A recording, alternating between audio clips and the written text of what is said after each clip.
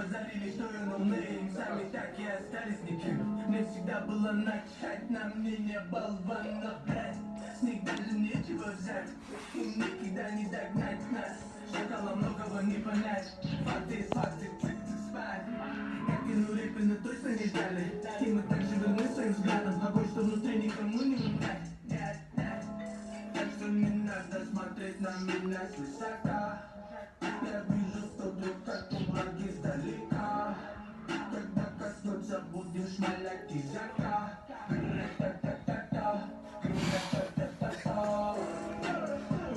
Где кто?